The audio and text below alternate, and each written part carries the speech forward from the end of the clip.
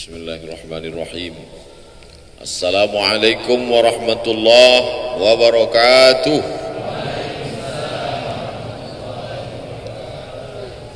Alhamdulillahilladzi bi ni'matihi tatimmu shalihat. Wassalatu wassalamu ala sayyidis sadat wa ala alihi wa ashabihi ahli al-fadaili wal karamat. Subhanaka la ilma lana illa ma 'allamtana innaka antal alimul hakim. Rabbi shrah li sadri wa yassir li amri wahlul 'uqdatam min lisani yafqahu qawli. Man shalla subha fi jama'atin kana fi zimmatillah. Siapa yang salat subuh berjamaah maka dia dalam tanggungan Allah, dalam tanggung jawab Allah, dalam perlindungan Allah.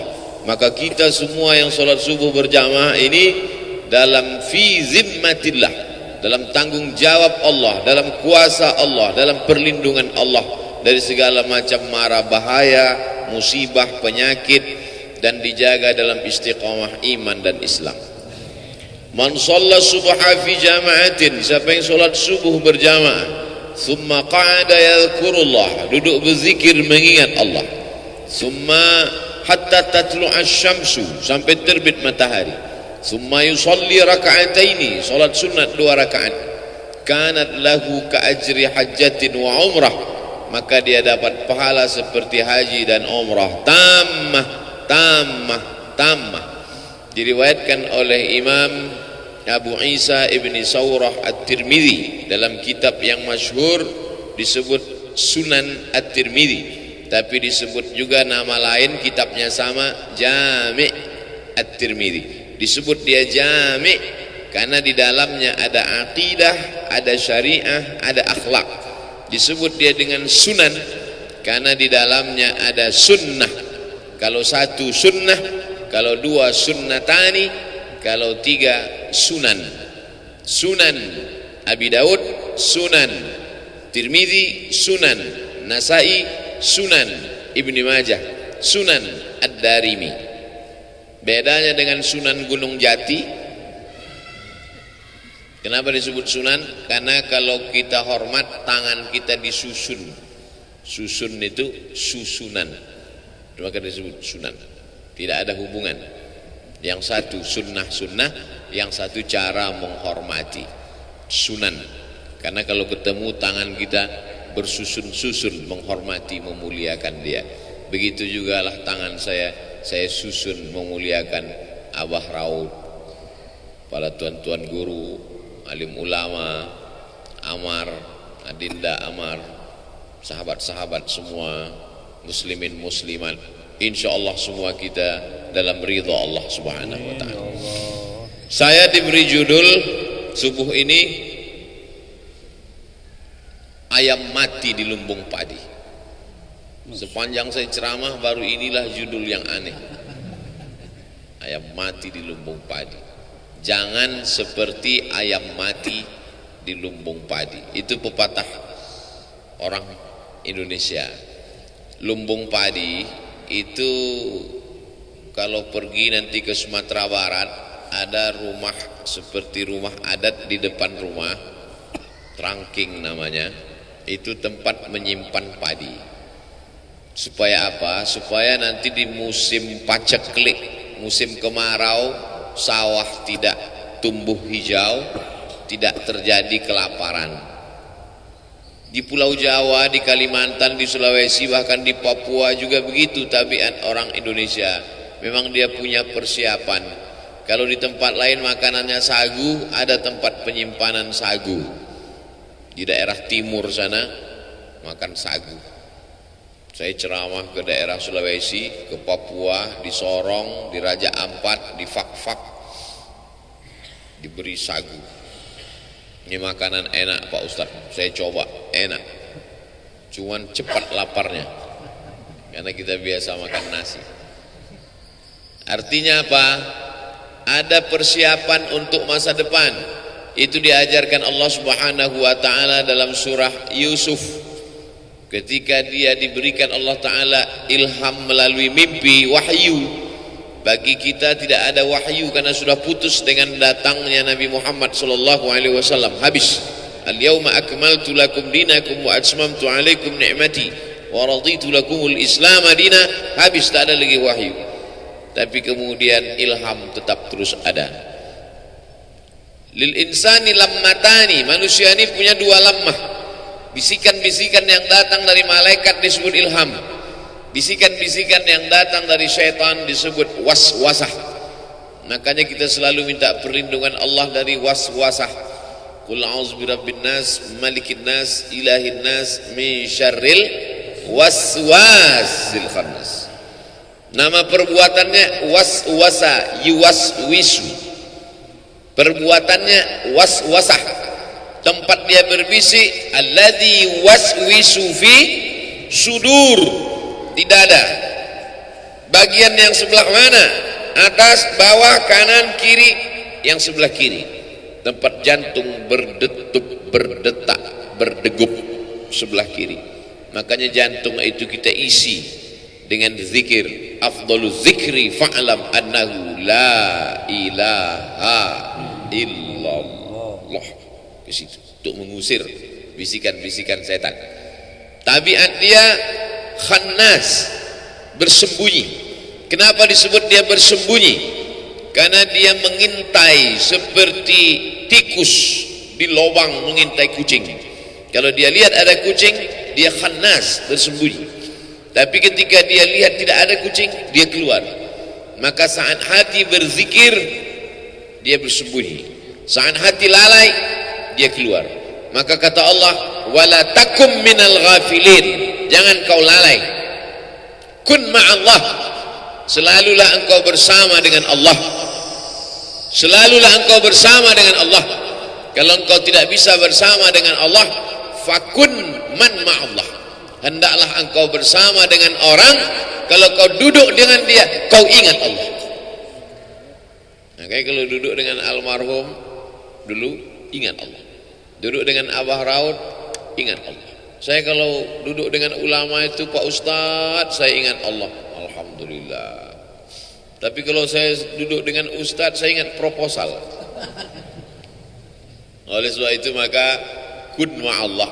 Untuk apa? Mengusir khannas yang bersembunyi tadi. Maka kita ini dikatakan dalam tema yang diberikan, jangan seperti ayam mati di lumbung padi. Kenapa ayam bisa mati di lumbung padi? Ayam itu kan mati karena kelaparan.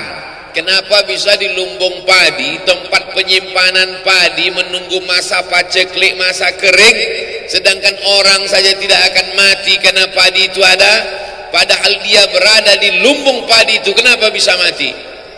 Karena dia tidak mau apa bahasa Indonesia, mencotokkan, menggunakan paruhnya untuk memakan padi itu. Dia tidak mau. Dia biarkan dirinya mati binasa, tidak mau dia makan padi itu. Oleh sebab itu, adakah manusia seperti ini disebutkan dalam Al-Quran yang sejalan dengan peribahasa ini? Ada. Siapa dia? Kamathalil himari yahmilu asfara, seperti keledai membawa kitab. Keledai dipakai untuk menarik gerobak. Isi gerobak itu di belakang kitab berjilid-jilid. Tapi ada manfaat kitab itu bagi keledai? Tak ada. Jadi kalau dalam peribahasa kita dipakai ayam, di Mesir, di Arab yang dipakai keledai. Keledai selalu dipakai untuk konotasi negatif yang jelek-jelek. Suara. Inna angkaral aswati la sautul hamir. Suara yang paling jelek adalah suara keledai. Gimana sih suara keledai, Pak Ustaz? Tulis aja di YouTube, sautul hamir. Tulis di sautul hamir. Jangan sekarang, nanti habis pengajian.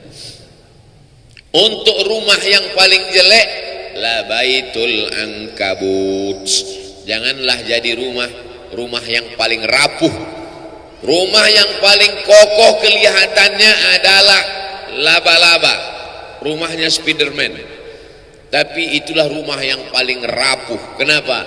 Karena membangunnya susah, menarik getah kayu, disusun demikian indah cantik berangkai, tapi kemudian sekali tarik saja hancur. Perumpamaan rumah paling jelek laba-laba, perumpamaan suara paling buruk keledai.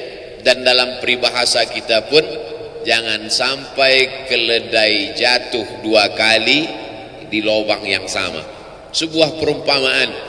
Maka sesungguhnya yang kita pahami bukan bunyi teksnya, bukan kalimatnya, bukan hewan yang dipilih apakah ayam atau keledai, tapi yang diambil di situ adalah tidak mengambil manfaat. Sebagaimana ayam tidak mengambil manfaat dari padi, padahal sebenarnya padi bisa mengenyangkan dia, menyelamatkan nyawanya, bisa hidup panjang tidak kelaparan, maka keledai juga tak mengambil manfaat dari kitab-kitab, buku-buku yang dia bawa. 1 gerobak 3 kereta keledai di belakang, tak ada manfaatnya. Kamatsalil himari yahmilu asfara. Dalam ayat lain Allah Ta'ala memberikan contoh, kalau yang ini keledai manusia mulia, tapi apa kata Allah? Walau syi'na la rafa'nahu biha. Kalau kami mau, kami sudah lama angkat derajatnya. Walakinnahu akhlada ilal ardi. Tapi dia tidak mau naik ke atas, dia lebih memilih jatuh ke bawah. Wattaba'awa, diperturutkannya hawa nafsunya. Famathaluhu, ini lebih tinggi lagi. Famathaluhu kamathalil kalb. Perumpamaan dia kata Allah seperti seekor kalb, dog, anjing. Intahmil alaihi yalhas atau tatrukhu yalhas. Anjing kalau kau ambil batu mau kau lempar, dia tetap juga menjulurkan lidahnya, dan andai kau diam tetap juga dia menjulurkan lidahnya. Tapi tidak selamanya anjing disebutkan dalam perumpamaan yang jelek. Ada satu ayat disebutkan anjing beberapa kali ketika anjing bersahabat dengan ashabul kahfi. Apa maknanya? Anjing sekalipun najis mughalladhah, kalau dia jilat idza walagal kalbu fi ina'i ahadikum, kalau ada seekor anjing menjulurkan lidahnya ke dalam bejana tempat air kamu, fa ahriquhu, tumpahkan air itu semuanya habis, basuh bejana tempat air itu dengan 7 kali. 1 kali dengan air bercampur tanah, 6 kali dengan air suci yang mensucikan, tahir mutahhir, suci lagi mensucikan. Apa maknanya? Anjing yang najis, yang kotor, tapi kalau dia dekat dengan orang soleh, disebutkan Allah Subhanahu wa ta'ala beberapa kali dalam Al-Quran. Kalau anjing saja bisa dimuliakan sedemikian rupa, apalagi makhluk yang mulia. Ada saatnya manusia ini begitu hebat, begitu tinggi, maka kata Allah Subhanahu wa ta'ala, wa idh qulna lil malaikati, kami perintahkan kepada seluruh malaikat, usjudu li Adam, sujud kepada Adam, fasajadu, sujud semuanya, illa iblis, kecuali satu, makhluk yang hina, warnanya hitam, terbuat dari tanah busuk bau, rendah diinjak tapak kaki, tapi begitu ditiupkan Allah, fanafakhtu fihi min ruhi, aku tiupkan ruh ke dalamnya, apa yang terjadi? Faqa'u lahu sajidin. Semua makhluk-makhluk yang bercahaya, yang indah, yang hebat itu sajidin, sujud ke tanah yang busuk dan bau. Kenapa? Allah meniupkan ruh kemuliaan di dalamnya. Tapi ketika dicabut Allah Ta'ala kemuliaan dari tanah yang busuk dan bau itu, apa yang terjadi? Ulaika kal an'am, mereka seperti binatang, lebih rendah daripada kambing, onta, lembu. An'am, binatang ternak. Balhum adal, bahkan lebih hina lagi daripada itu. Jadi saya ingin menjelaskan bahwa peribahasa sesungguhnya sejalan dengan yang dipakai Allah Ta'ala dalam Al-Quran, karena target yang ingin dicapai dari perumpamaan itu adalah menyentuh hati manusia. Perumpamaan seekor keledai, perumpamaan rumah laba-laba, perumpamaan tentang manusia, perumpamaan tentang ayam di lumbung padi. Target yang ingin dicapai adalah menyentuh. Bagaimana cara Allah Ta'ala menyentuh hati manusia? Supaya kalau sudah hati itu tunduk, yang lain ikut menjadi tunduk. Ala fil jasadi mudghah, ketahuilah dalam jasad ini ada segumpal Kita salahal jasadu kulluh. Kalau yang segumpal ini baik, yang lain ikut menjadi baik. Wa idza salahat, kalau dia baik, salahal jasadu kulluh. Wa idza fasadat, kalau dia rusak, fasadal jasadu kulluh, ala wahyal qalb, itulah dia hati. Maka hati ini diperbaiki. Di mana letak memperbaiki hati? Satu Indonesia ini orang datang kemari untuk memperbaiki hati. Disinilah lumbung padi itu, disinilah lumbung zikir itu, disinilah lumbung ilmu itu, disinilah tempat para penghafal Quran itu, disinilah tempat wali-wali Allah berkumpul. Tiba-tiba ada ayam kelaparan di lumbung padi.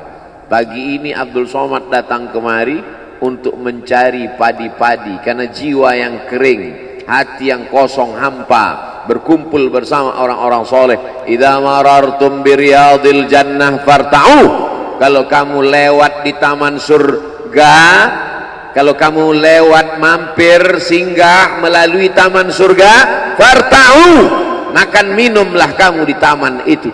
Kata sahabat, mana ada taman surga di dunia ya Rasulullah? Taman surga itu kan di akhirat. Kata Rasulullah, ada taman surga di dunia. Apa itu? Majalisul zikri, majelis zikir. Jangan sampai ayam mati di lumbung padi. Padi materi, benda, bisa mengenyangkan lambung ayam.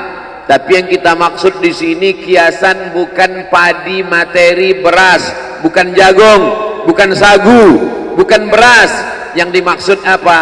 Yang mengenyangkan spiritual kita. Kalau anak tidak dikasih makan sarapan pagi, dia nanti akan makan makanan yang belum pasti, steril, pewarnanya pewarna tekstil. 3 hari tidak basi karena ternyata pakai pengawet. Bukan cuma pengawet itu mengawetkan makanan dia awet sekalian. Gara-gara pengawet terlalu banyak. Maka orang tua yang khawatir anaknya jajan sembarangan di pinggir jalan, dikasih makanan. Ini materi. Makanan ini materi. Beras ini benda. Sagu ini benda. Jagung ini benda. Benda hanya bisa mengenyangkan benda. Materi beras, jagung, padi mengenyangkan lambung, karena lambung juga materi. Tapi jiwa manusia bukan materi. Ada zahir, ada batin, ada spiritual, ada material. Makanya selalu dalam sambutan kami berterima kasih kepada seluruh panitia yang sudah memberikan sumbangan material maupun spiritual. Sesungguhnya orang-orang barat yang mengikut filsafat wujudiyah, ada namanya filsafat wujudiyah. Wujud artinya ada. Dia hanya percaya pada sesuatu yang ada di depan mata. Apakah Abdul Somad itu ada? Ada. Kenapa dia ada? Karena bisa dilihat mata, bisa ditangkap dengan panca indera, bisa disentuh dengan tangan. Maka Abdul Somad itu ada. Adakah ruh Abdul Somad? Ruhnya tidak ada, karena ruh tidak bisa dilihat mata, tidak bisa disentuh tangan, tidak bisa diraba, ditangkap dengan panca indera. Maka tidak ada.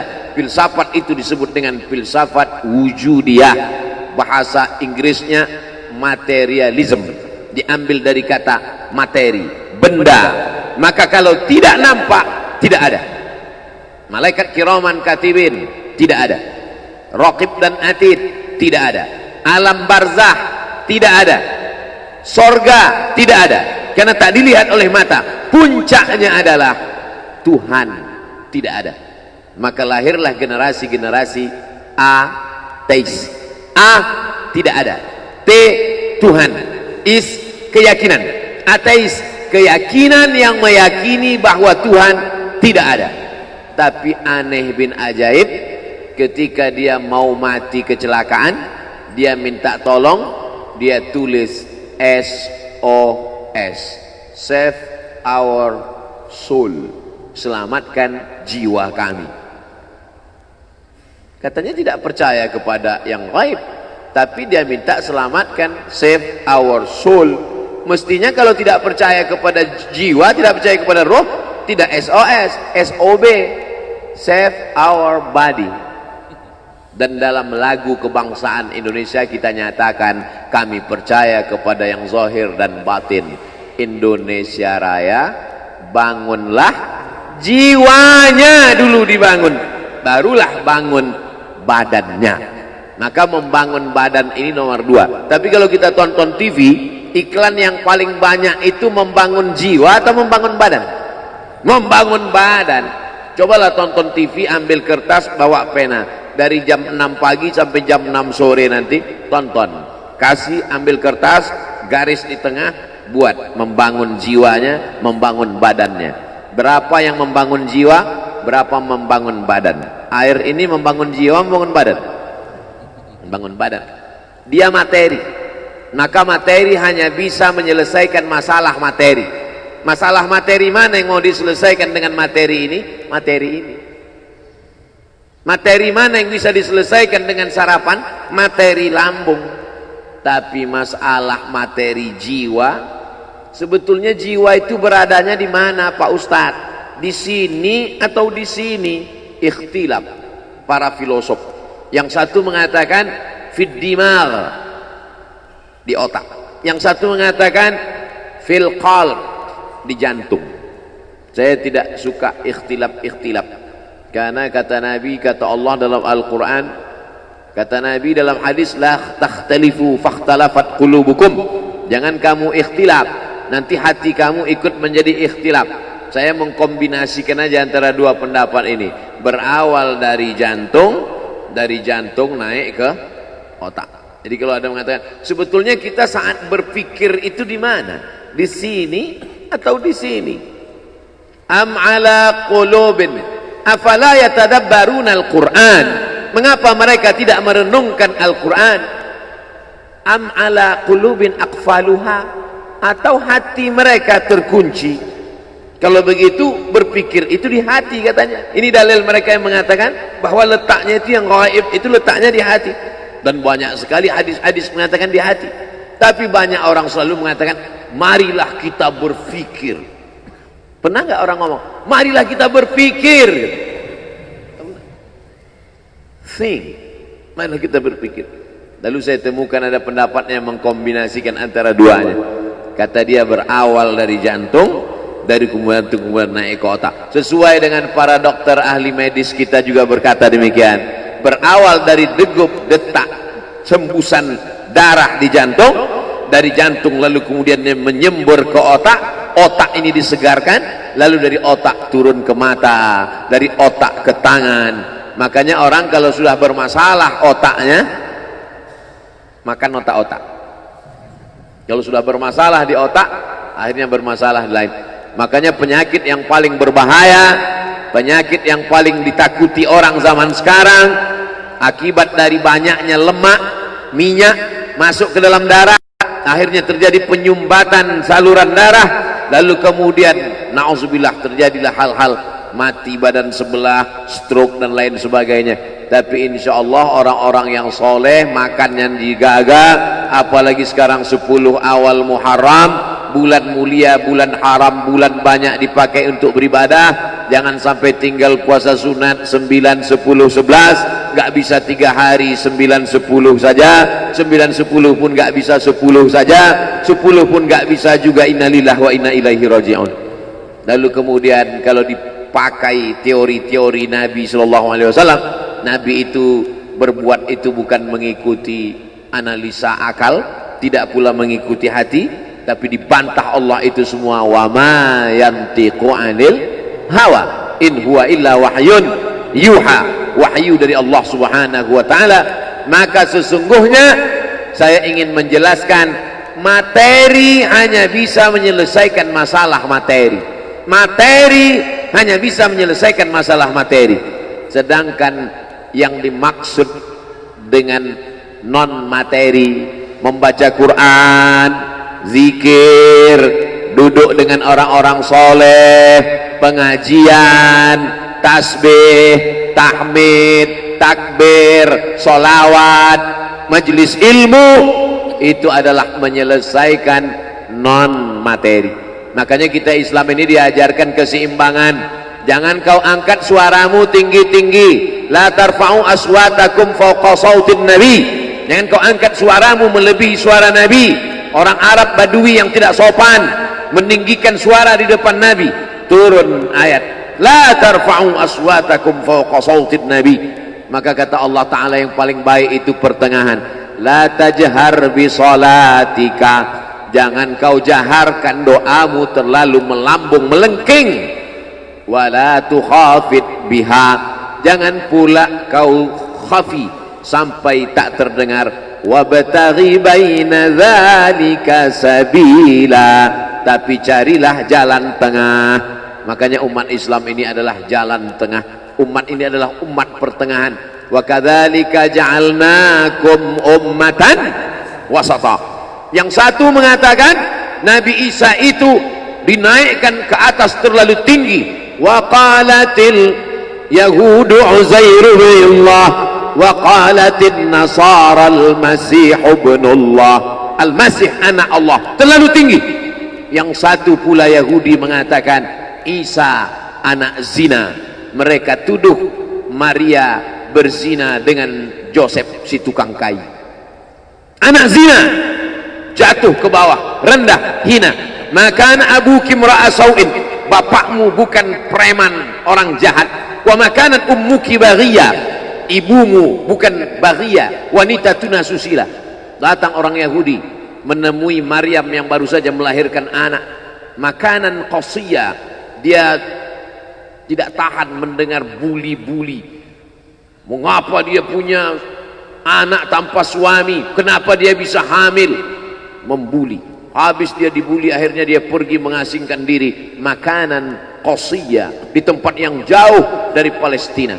Nah, jadi di antara yang suka membuli ini Yahudi. Jadi kalau ada suka membuli ini otak-otak Yahudi. Maka larilah Maryam. Jadi kalau mau belajar dari bagaimana Maryam dibuli orang, bagaimana cara dia? Pergi, lari. Kita sekarang kalau dibuli orang nggak perlu lari, cukup matikan handphone. Lalu kemudian dasar pembuli, orang sudah lari, ternyata mereka datang ke sana. Mereka datangi langsung. Apa kata mereka? Makanat abuki mura'a sau'in. Bapakmu bukan orang jahat. Wa makanat ummuki baghiyah. Ibumu bukan wanita tuna susila. Titik. Kalau ayat itu dilanjutkan tidak layak menjadi kitab suci. Bapakmu bukan preman tengik, ibumu bukan wanita tuna susila. Kalau dilanjutkan, mengapa kau punya anak hasil zina? Apa yang dilakukan Maryam? Tarkul jawabi alal jahili jawabun. Tidak menjawab orang yang jahil, itulah jawabannya. Tidak menjawab orang jahil, itulah jawabannya. Apa yang dilakukan Maryam? Fa asyarat ilaih. Maryam cukup menunjuk anaknya. Isa yang terbaring sesosok bayi. Fa asyarat ilaih. Maryam menunjuk anak. Kata Maryam, bayangkan tiba-tiba kalau datang orang sedang membuli. Kenapa kamu bisa hamil nggak punya suami? Bapakmu bukan orang jahat, ibumu juga bukan wanita tuna susila. Kenapa kamu bisa punya anak haram? Oh, makin marah dia. Apa kata mereka? Kaifa nukallimu man kana fil mahdi sabiyya? Kaifa nukallimu man kana fil mahdi sabiyya?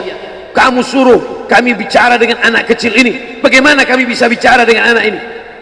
Disitulah Allah Ta'ala menunjukkan mukjizatnya, seimbang antara zahir dan batin. Yang dilakukan oleh Maryam itu adalah zahir, menunjuk anak. Tapi yang dilakukan Allah adalah batin. Islam mengajarkan seimbang antara zahir dan batin. Jangan orang hanya batin saja. Innallaha la yanzuru ila ajsamikum. Allah tidak melihat bentuk fisik tubuh kamu. Wala ila suwarikum. Allah tak melihat rupa wajah kamu. Walakin yanzuru ila qulubikum. Yang dilihat Allah itu batin kamu. Gara-gara ini santri-santri tak mandi pagi. Kamu kenapa matanya? Allah hanya melihat hati kita, Pak Ustaz. Makanya ketika bercermin kita diajarkan Allahumma kama hassanta khalqi wa hassin khuluqi. Makanya di azikra yang zahir ada, yang batin ada. Inilah orang yang berada di Jakarta, Jabodetabek, Jakarta, Bogor, Depok, Tangerang, Bekasi. Mereka adalah ayam-ayam mati di lumbung padi. Yang dari Sumatera selamat karena nyebrang pulau. Kalau mau datang kemari rapid test dulu, bukan sembarang. Nih, masih ada bekasnya. Saya selamat. Saya tidak termasuk ayam mati di lumbung padi karena lumbungnya jauh. Tapi yang ada di sekitar Jabodetabek, Lampung agak kena juga karena dekat kemari. Dulu seingat saya berbis-bis datang kemari. Lalu kemudian yang lebih dekat lagi Bogor, yang lebih dekat lagi sekitar ini. Maka ini akan ditanya, la tus'alunna yauma idzin anin na'im. Kamu ditanya, nikmat terbesar adalah bisa tinggal di dekat az-zikra, nikmat terbesar. Tapi tidak ada nikmat yang sia-sia. Afa khalaqnakum abatha, apakah kami ciptakan kamu sia-sia? Aku beri engkau nyawa, aku titipkan roh di dalam jasadmu, ku berikan ku kesempatan tinggal di dekat az-zikra. Tapi kenapa kau menjadi ayam yang mati di lumbung padi? Perutnya mungkin kenyang, tenggorokannya mungkin tenang, matanya mungkin lapang, tidurnya lelap, tapi jiwa kosong hampa. Akibat apa? Akibat tidak diisi dengan zikir, tidak diisi dengan baca Quran, tidak diisi dengan muhasabah, tidak diisi dengan meneteskan air mata, tidak diisi dengan duduk bersama ulama, tidak diisi dengan sholat berjamaah, tidak diisi dengan kajian-kajian. Sesungguhnya setiap kita datang ke dunia ini sudah membawa benih. Tidak ada yang lahir ke dunia ini kosong hampa. Jadi kalau ada bapak-bapak yang diceramahi oleh orang motivator atau siapapun dia, mari isi anak kita dengan Islam, mari isi anak kita dengan iman. Tidak begitu guys. Kita lahir ke dunia ini bukan dalam keadaan kosong. Kita lahir sudah membawa iman. Mana dalilnya? A'udzubillahi minasyaitonir rajim. Wa idz akhadha rabbuka min bani Adam. Ingatlah ketika Allah mengambil persaksian dari seluruh anak cucu keturunan Adam. Wa asyhadahum. Allah mengambil persaksian. Asyhada yushhidu. Asyhadahum ala anfusihim. Ketika itu Allah bertanya, alastu bi rabbikum, bukankah aku ini Rabb kamu? Semua kita waktu itu menjawab, bala syahidna, ya engkau adalah Rabb kami ya Allah. Setelah kita diisi, barulah kita masuk ke dalam rahim ibu kita, barulah turun ke bumi, barulah datang kemari. Lalu kemudian setelah di sini lupa, antaqulu yaumal qiyamati inna kunna an hadza ghafilin. Kami lupa, kami tidak ingat. Orang yang tidak ingat ini diingatkan. Fadzakir, ingatkanlah. Inna fa'ati az-zikra. Fadzakir, berilah peringatan. Inna fa'ati az-zikra. Inna fa'atiz zikra. Az-zikra bermanfaat untuk siapa? Liman yakhsha, bagi orang yang takut bahwa dia nanti akan bangkit dari tanah, bahwa dia akan hidup sekali lagi, bahwa roh dan jasadnya akan dipertemukan lagi. Apa mungkin kita ini akan hidup lagi Pak Ustadz? Ucapanmu sama seperti ucapan Asi bin Wa'il yang membawa tulang kering kerontang yang sudah putih, tak ada lagi warna. Lalu dia bertanya, hal yuhyi rabbuka hadzal 'idhama ba'da ma baliya wa ramma? Apakah bisa Tuhanmu menghidupkan tulang ini lagi ya Muhammad? Nabi sallallahu alaihi wasallam diam sampai Jibril datang membawakan jawaban. Qul yuhyiha allazi ansha'aha awwala marrah. Katakan ya Muhammad sallallahu alaihi wasallam kepada Asi bin Wa'il yang tak percaya bahwa tulang itu akan hidup sekali lagi. Yuhyiha allazi ansha'aha awwala marrah. Dia yang menciptakan tulang itu sebelum ada menjadi ada, sekarang setelah ada dibuatnya menjadi tidak ada, akan dikembalikannya lagi menjadi ada. Sedangkan menciptakan yang tidak ada menjadi ada saja dia sanggup, apalagi yang pernah ada dibuatnya menjadi tidak ada, dikembalikannya lagi menjadi ada. Innama amruhu idza arada syai'an ayyakula lahu kun. Azmuz zanab, ujung tulang ekor sebesar ibu jari, tulang belakang sampai ke bawah, yang lain hancur. Ketika digali makam kuburan, ada yang tulang-tulang hanya tinggal tulang paha saja, ada yang hanya tinggal gigi dan rambut saja, yang lain hancur. Tapi ada satu yang tidak hancur, kata Allah, disampaikan Nabi Muhammad SAW, ujung tulang ekor sebesar ibu jari. Maka dari itulah nanti yang akan ditunjuk, tumbuh sel-sel tulang, tumbuh kulit-kulit, tumbuh darah daging, bangkit menjadi manusia sempurna di hadapan Allah. Masuk surga itu roh dan jasad. Jannatin tajri min tahtihal anhar, sungai, air sungai dengan gemericiknya, masuk kaki ke dalam air sungai, itu adalah jasad. Kulit menyentuh air sungai terasa dinginnya, itu jasad. Zamharira adalah cahaya matahari yang tidak tembus ke bawah. Kenapa cahaya matahari tidak tembus? Karena ada ranting-ranting kayu yang saling terkait satu dengan lain, sehingga kalau duduk di bawah maka cahaya matahari tidak tembus ke bawah. Itu jasad. Maka yang masuk surga itu adalah roh dan jasad menurut Ahlus Sunnah wal Jamaah. Kalau masuk surga cuman roh, saya nggak mau, mimpi masuk surga.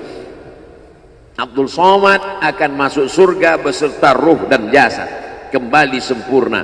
Makanya kata Nabi, la yadkhulul jannata ajuz, tak masuk surga orang tua.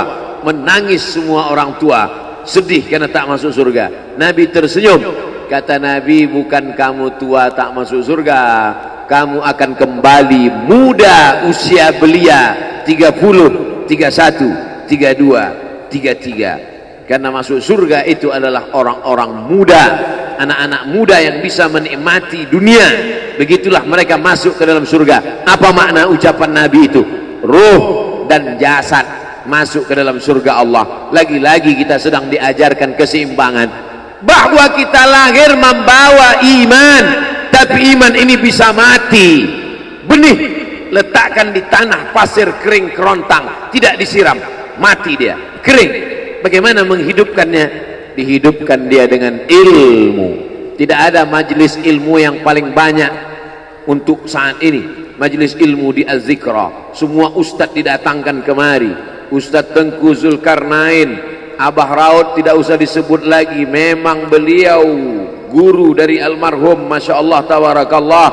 Lalu kemudian para masyaikh, Ustadz Adi Hidayat, Buya Yahya, tak dapat disebutkan satu persatu. Kiai Haji Abdullah Gimnastiar, para alim ulama, alumni Al-Azhar Mesir, alumni dari Yaman, Tarim Hadramaut, Darul Mustafa, Rubat Tarim, berdatangan kemari semua. Majelis ilmu, majelis ilmu. Lagi-lagi ayam mati di lumbung padi. Apa sebenarnya yang terselit dari peribahasa itu? Iman mati karena tidak disirami dengan ilmu. Ilmu. Datang seorang jamaah menemui saya, Ustadz Somad, saya kena penyakit insomnia, gak bisa tidur malam. Jam 2 malam mata saya masih berkedip-kedip. Bismika Allahumma ahya wa amut, gak mempan. Sebabnya apa Pak? Sebabnya saya beli tanah. Setelah beli tanah, tanam kelapa sawit, dipupuk, dijaga, 3 tahun berbuah. Pas mau dipanen, sudah dipanen orang duluan. Ternyata tanahnya bermasalah, dibawa ke pengadilan, dia yang menang. Akhirnya sampai jam 2 malam gak bisa tidur. Apa yang terlintas dalam pikiran? Kenapa beli tanah, kenapa tanam sawit, kenapa beli tanah, kenapa tanam sawit, kenapa diambil orang, kenapa dulu gak ternak ikan aja, kenapa gak ternak puyuh. Berbulan-bulan gak bisa tidur. Akhirnya pergi ke psikiater. Pak psikiater, ya saya sudah 2 bulan gak tidur-tidur Pak psikiater. Akhirnya Pak psikiater buat resep. Ini obatnya, yang ini dimakan sebelum makan, yang ini dimakan setelah makan, yang ini 3 kali, yang ini 2 kali. Akhirnya memikirkan resep itu, makin nggak bisa tidur. Dimakan, tertidur. Dosisnya habis, terbangun. Kenapa beli tanah, kenapa tanah? Setelah dimakan, muncul masalah baru. Terlalu banyak makan obat, terjadi kekacauan tubuh. Akhirnya kena buah pinggang, muncul masalah baru. Sampai akhirnya saya ketemu MP3 Ustadz. Saya dengarkan sebelum tidur malam. Begitu saya dengar, saya tertidur. Makanya saya tidak marah kalau ada jamaah itu tidur. Itu menunjukkan jiwanya tenang. Karena dia tidak kena penyakit insomnia. Orang Amerika, orang Eropa, mobilnya mewah, apartemennya cantik, rumahnya megah, duitnya banyak, dolarnya bejibun, nggak bisa tidur karena masalah hidup dunia. Kita naik angkot kelewatan gang. Itu menunjukkan apa? Di mana letak ketenangan itu? Huwallazi anzala sakinata fi qulubil mu'minin. Dia yang menurunkan ketenangan ke dalam hati orang yang beriman. Oleh sebab itu maka iman ini mesti disiram dengan ilmu. Majelis ilmu adalah majelis zikir. Majelis ilmu adalah majelis turunnya rahmat dan barakah. Majtama'a qaumun fi baitin min buyutillah. Sekelompok orang berkumpul di rumah Allah, yatsluna kitab Allah, membaca ayat-ayat Allah, wa yatadarasunahu fima bainahum, mengkaji isinya. Nazalat alaihimus sakinah, turun ketenangan. Ghasyiyat bihimur rahmah, turun rahmat kasih sayang Allah. Haffat bihimul malaikah, dikelilingi oleh para malaikat. Wa dzakarahumullahu fi man indah, dibanggakan Allah Ta'ala dengan para malaikat. Tadi malam ketemu dengan murid dari Syekh Muhammad Yasin bin Isa Al-Fadani di Zawiyah Raudhah. Ketemu, cium tangan, barokah, zikir, sholawat, tenang jiwa. Lalu kemudian subuh ini ketemu dengan Abah Raud, ketemu dengan para penghafal Quran, ketemu dengan santri-santri, tenang jiwa. Tidak ada yang menenangkan jiwa ini selain daripada majlis zikir, majlis ilmu.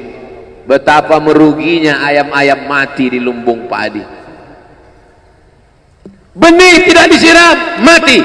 Benih yang disiram dengan majlis ilmu tumbuh, tapi tidak berbuah. Maka mesti disiram pakai pupuk buah. Datang konsultasi, ini kenapa tidak berbuah? Kenapa ini tidak berbuah? Karena ternyata dia mesti diamalkan. Sudah dapat ijazahnya, sudah talaqi, sudah halaqah, kenapa nggak berbuah? Belum diamalkan. Paksa-paksakan diri sebelum tidur malam, wudhu dulu, sholat witir. Paksa-paksakan diri bangun malam, tahajud. Paksa-paksakan diri siang, sholat qabliyah, sholat ba'diyah. Paksa-paksakan diri pagi, sholat duha. Paksa-paksakan diri, sholat subuh berjamaah. Barulah dia berbuah. Kalau dia tidak berbuah, dia hanya sekedar pokok kayu yang hanya membuat sampah saja. Tapi paling tidak tempat orang bernaung di bawah ketika panas. Tapi manfaatnya tidak sesuai, karena yang ditunggu itu buahnya. Masa pohon kayu rindang besar tidak berbuah, sementara semangka yang kecil buahnya besar? Oleh sebab itu maka mesti berbuah. Benih disiram, berbatang, berputih, berbuah. Buahnya ranum, cantik dan indah. Begitu dibelah tak bisa dimakan. Kenapa? Ulat semua isinya. Oleh sebab itu mesti dijaga. Benihnya disiram. Apa yang bisa menjaga ini? Diprotek dia. Kenapa apel tidak dimakan ulat? Bukan karena ulat tidak sanggup beli apel, tapi karena disemprot pestisida. Ulat tahu ini ada pestisidanya, maka dia tidak makan. Kita nggak tahu, dimakan. Ikan asin tidak dikerubungi lalat, tidak ada satupun lalat yang hinggap di ikan asin. Kenapa? Karena lalat tahu ikan asinnya pakai formalin. Manusia nggak tahu. Pintar mana manusia dari lalat? Jangan jawab. Akhirnya orang makan, menumpuklah pestisida dan formalin dalam darah. Apa namanya? CANCER, cancer. Karena dia tidak larut dalam tubuh. Yang lain-lain larut. Makanan-makanan larut menjadi energi, menjadi sampah, dibuang menjadi kotoran. Sama seperti daun, kalau jatuh ke tanah larut menjadi pupuk. Tapi plastik tidak larut, maka plastik sampah bertebaran. Oleh sebab itu maka ini mesti dijaga. Apa yang bisa menjaga buah apel supaya tidak berulat? Jagalah dia dengan ikhlas. Kamu kenapa enggak ke masjid? Saya kalau ke masjid riak, maka saya enggak ke masjid biar ikhlas. Tarkul amal li ajlin nas riak. Kata Imam Fudail bin Iyad, tarkul amal li ajlin nas riak. Tidak jadi beramal karena takut dipuji orang, riya. Wal amal li ajlihim syirik. Beramal karena ingin dipuji orang, syirik. Kenapa kamu enggak pakai sorban? Takut dipuji orang, riya. Pakai saja sorban anak. Jangan takut dipuji orang. Pakai sorban, yakinkan diri. Baik. Ustaz, kenapa enggak pakai sorban? Ada masanya nanti pakai sorban. Tarkul amal li ajlin nas riya. Tapi beramal, tapi saya enggak tahan Pak Ustaz, dipuji orang. Luruskan, karena pujian pasti akan selalu datang. La'atiyannahum min baini aydihim wa min khalfihim wa an aymanihim wa an syama'ilihim. Datang dari depan, dari belakang, dari kanan, dari kiri, dari dalam. Alladzi yuwaswisu fi sudur, dari dalam, dari depan, dari belakang, dari kanan, dari kiri, dari dalam, dari dua aspek, minal jinnati wan nas. Dari yang zahir, dari yang batin berdatangan dia. La ughwiyannakum, aku akan goda anak cucu Adam. Sampai kapan? Madamat arwahuhum fi ajsadihim. Selama roh masih bersemayam dalam jasad, selama masih hidup, dia terus menggoda. Kapan kita berhenti dari godaan ini? Nanti setelah terbaring, terbujur kaku, bahkan sampai mau sakaratul maut pun dia tetap menggoda. Itulah makanya orang berzikir tidak bisa digoda waktu sakaratul maut. Kenapa? Karena la ilaha illallah akan terngiang di telinganya. Subhanallah walhamdulillah wa la ilaha illallah wallahu akbar. Subhanallah walhamdulillah wa la ilaha illallah wallahu akbar. Kalau itu diucapkan sekali, 10 kali, 100 kali, 1000 kali, terngiang dia di telinga kita. Bahkan ketika kita mau tidur malam pun terngiang dia. Bahkan ketika kita mengigau di tengah malam pun itu yang terngiang. Maka saat mau sakaratul maut pun itu juga yang akan datang. Apa yang kau ucapkan, apa yang kau dengar, apa yang kau pikirkan, apa yang kau renungkan, itu yang akan datang waktu sakaratul maut. Seorang bapak sudah diponis dokter, panggil istrinya, panggil anaknya, bawa ini ke rumah, nunggu malaikat maut datang. Sudah nggak ada obat. Bapak sudah koma, nggak sadar-sadar di rumah sakit. Kalau tetap dipertahankan di ruang ICU, hanya menghabiskan uang saja. Dokter kasihan dengan keluarga, bawa ini pulang. Karena kalau dibawa pulang pasti mati. Begitu mau dibawa pulang, matanya terbuka. Sadar dia. Sadar. Ketemu sama saya tanya, apa yang membuat bapak sadar? Waktu saya sedang koma itu datang Abdul Somad. Terus apa kata Abdul Somad itu? Nanya kapan tablik akbar. Akhirnya saya terbangun. Kapan tablik akbar? Saya terbangun, saya pulang ke rumah, saya kumpulkan panitia buat tablik akbar. Datang. Saya heran, kok bisa saya yang datang waktu itu? Saya mencoba menganalisa, kenapa waktu dia koma itu saya datang. Saya tanya, Bapak kalau di rumah ada nonton YouTube? Ada. YouTube siapa? Abdul Somad.